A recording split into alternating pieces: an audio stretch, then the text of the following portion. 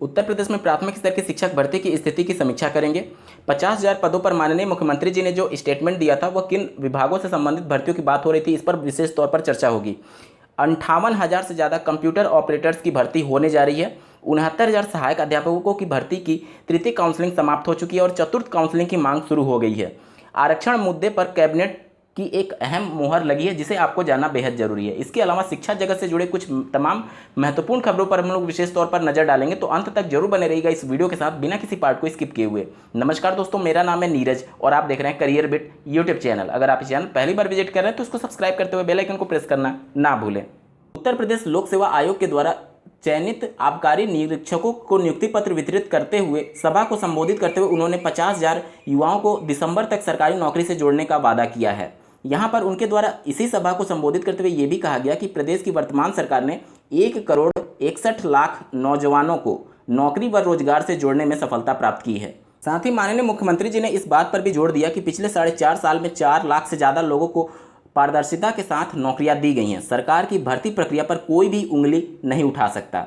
69,000 में आरक्षण मुद्दे को लेकर के जिस प्रकार से अभ्यर्थी सरकार को घेरने की कोशिश कर रहे हैं, निश्चित तौर पर उन्हीं को टारगेट करते हुए ये निष्पक्ष तरीके से भर्ती करने वाला स्टेटमेंट दिया गया होगा। यहाँ पर माननीय मुख्यमंत्री जी के ऑफिशियल ट्विटर हैंडल से एक ट्वीट भी किया गया, देर रात में आप स्क्रीन पर देख पा रहे होंगे।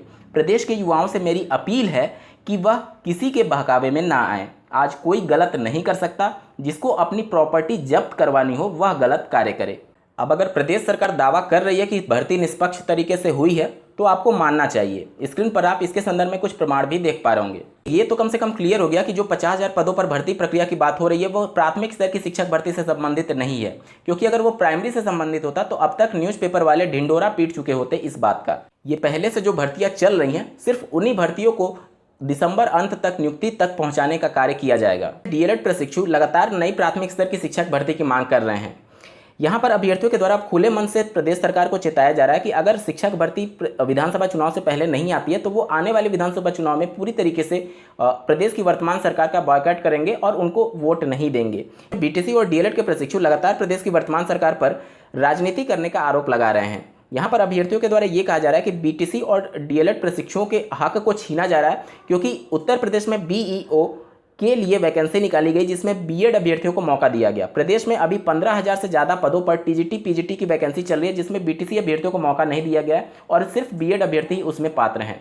वहीं बीटीसी अभ्यर्थियों के लिए लगभग 1,500 पदों पर जूनियर एडेड भर्ती परीक्षा निकाली गई सहायक अध्यापक के पद पर। हालांकि टोटल 1894 थे जिसमें प्रिंसिपल के पद थे जिस पर बीटीसी वाले अभी पात्र नहीं हो सकते हैं। तो इन सबको देखते हुए 17 बैच, 18 बैच और 19 बैच, तीनों बैच अगर मिला दिया जाए तो 6 लाख से ज़्यादा प्रशिक्षु हो जाते हैं। और उसके पहले के जो बैच के जो चयनित नहीं हो चुके हैं उन अभ्यर्थियों को भी जोड़ लिया जाए तो भारी भरकम संख्या डीएलएड प्रशिक्षुओं की है। बावजूद इसके सिर्फ 1,500 पद जूनियर एडेड में सहायक अध्यापक के पद हैं। ये सभी अभ्यर्थी उसमें समायोजित कैसे हो सकते हैं? इसी वजह से नई शिक्षक भर्ती की मांग कर रहे हैं।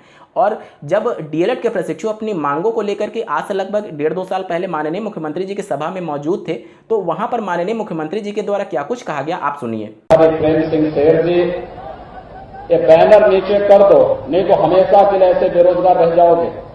हटाओ उसको। दिनांक 21 जुलाई 2021 को प्रमुख सचिव उत्तर प्रदेश शासन के द्वारा समस्त जिलाधिकारी, समस्त जिला बेसिक शिक्षा अधिकारी को एक पत्र जारी किया गया 69,000 सहायक अध्यापकों की भर्ती के रिक्त पदों पर सफल अभ्यर्थियों के नियुक्ति पत्र वितरण के संबंध में। स्वयं माननीय मुख्यमंत्री जी ये नियुक्ति पत्र वितरित करने वाले हैं कुछ अभ्यर्थियों को, जिसकी वजह से ये लेटर जारी करके सबको सूचित किया गया है। आप स्क्रीन पर देख पा रहे होंगे। और साथ ही इस कार्यक्रम स्थल पर कार्यक्रम का लाइव प्रसारण भी जनपद स्तर पर किया जाएगा, जहां एक तरफ नई प्राथमिक स्तर की शिक्षक भर्ती का वेट करने वाले अभ्यर्थी ये उम्मीद लगाए बैठे हैं कि 69,000 शिक्षक भर्ती का चैप्टर जल्दी समाप्त हो ताकि सरकार पर दबाव बने नई प्राथमिक स्तर की शिक्षक भर्ती के संदर्भ में। प्रदेश सरकार के अधिकारियों के द्वारा और मंत्रियों के द्वारा भी ये कह दिया गया है कि 69,000 शिक्षक भर्ती का पूरा मामला समाप्त हो चुका है, लेकिन अब अभ्यर्थी 69,000 सहायक अध्यापकों की भर्ती से संबंधित चौथे काउंसलिंग की मांग कर रहे हैं। यहाँ पर तृतीय काउंसलिंग के दौरान 6,696 अभ्यर्थियों को सेलेक्ट किया गया, लेकिन उसमें ऐसे अभ्यर्थी 600 से ज़्यादा थे जो कि अंतिम रूप से काउंसलिंग में पार्टिसिपेट नहीं किए और अपना चयन नहीं लिए हैं, जिसके बाद से इन 600 पदों पर चतुर्थ काउंसलिंग के संदर्भ में अभ्यर्थी सरकार पर दबाव बनाना प्रारंभ कर दिए हैं। शिक्षक भर्ती से संबंधित आज कुछ स्थिति स्पष्ट हो सकती है, क्योंकि आज दिनांक 22 जुलाई 2021 को प्रदेश सरकार की एक महत्वपूर्ण बैठक होने वाली है। बेसिक शिक्षा से संबंधित महत्वपूर्ण जो पहले आश्वासन सरकार के द्वारा दिए गए थे और शिक्षा मित्रों के समायोजन के संदर्भ में, तो आज आपको वेट करना होगा कि क्या कुछ सरकार कदम उठाती है शिक्षक भर्ती और यूपी टेट को लेकर के। वहीं कल दिनांक 21 जुलाई 2021 को एक कैबिनेट मीटिंग हुई थी, जिसमें कुछ महत्वपूर्ण फैसलों पर सहमति बनी है, जिसे आपको जानना जरूरी है। अब प्रत्येक ग्राम पंचायत में ग्राम सचिवालय की स्थापना की जाएगी। इस ग्राम सचिवालय में कंप्यूटर अकाउंटेंट और डाटा एंट्री ऑपरेटर की तैनाती होगी, जिसके तहत 58,189 अभ्यर्थियों को रोजगार मिलने जा रहा है। अब ये एडहॉक पर रखे जाएंगे, परमानेंट होंगे या फिर आउटसोर्सिंग के माध्यम से ये 58,189 पदों पर भर्तियां की जाएंगी। ये अभी कुछ भी बताया नहीं गया है, लेकिन कम से कम 58,189 पदों पर नियुक्ति जरूर होगी। कब होगी, भविष्य के गर्त में है। इसी कैबिनेट मीटिंग में उत्तर प्रदेश लोक सेवा आयोग में दिव्यांगजन को समूह क, ख, ग और घ में 4% क्षैतिज आरक्षण सुनिश्चित करने हेतु पदों के पुनर्चिन्हांकन के संबंध में यहाँ पर सहमति प्रदान की गई है। पहले क्या होता था, फिजिकली हैंडीकैप्ड अभ्यर्थियों को 3% आरक्षण का लाभ दिया जाता था। उसके बाद से वर्ष 2016 में दिव्यांगजन अधिकार अधिनियम 2016 पारित हुआ, जिसमें दिव्यांगजन हेतु 3% के स्थान पर 4% क्षैतिज आरक्षण का प्रावधान किया गया था। अब इसी प्रावधान को लागू करते हुए सभी दिव्यांगजनों को 4% भर्तियों में आरक्षण दिया जाएगा। वहीं अशासकीय सहायता प्राप्त संस्कृत माध्यमिक विद्यालयों में राजकीय संस्कृत विद्यालयों के शैक्षिक सत्र 21-22 और 22-23 में संस्कृत शिक्षकों की नियुक्ति के संदर्भ में यहाँ पर सहमति प्रदान की गई है। ये जो भर्ती होगी ये एडहॉक बेसिस पे होगी, मतलब कि परमानेंट टीचर की हायरिंग नहीं होगी। और यहाँ पर 120 अंक शैक्षिक पृष्ठभूमि के आधार पर और 80 अंक का साक्षात्कार यानी इंटरव्यू होने वाला है।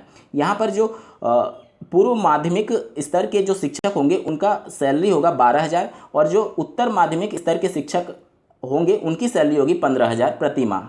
अशासकीय सहायता प्राप्त माध्यमिक विद्यालयों में असिस्टेंट प्रोफेसर की भर्ती पर फिर से सवाल उठने लगे हैं। यहाँ पर अनरिजर्व कैटेगरी में पीजी में 55% से जिनका कम अभ्यर्थी का नंबर था उनका भी चयन कर लिया गया है, जिसकी वजह से ये पूरा भर्ती प्रक्रिया सवालों के घेरे में आ गया है।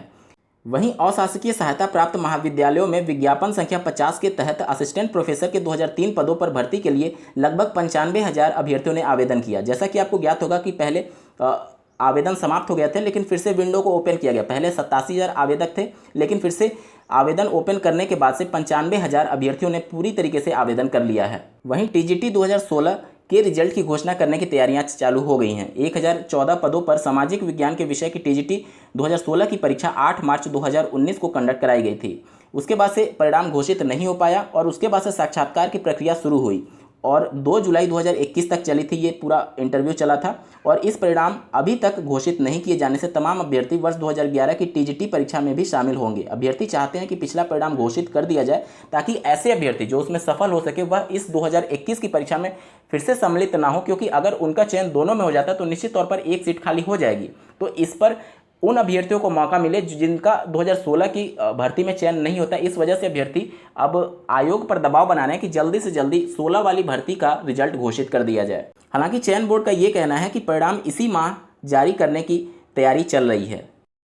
उत्तर प्रदेश की नई जनसंख्या नीति पर कैबिनेट की मुहर लग गई है। तो ये थी आज की कुछ प्रमुख खबरें। ऐसे ही महत्वपूर्ण अपडेट्स के लिए इस चैनल को सब्सक्राइब करना ना भूलें। इस वीडियो को देखने के लिए आपका बहुत बहुत धन्यवाद। भगवान करे आपका दिन शुभ हो।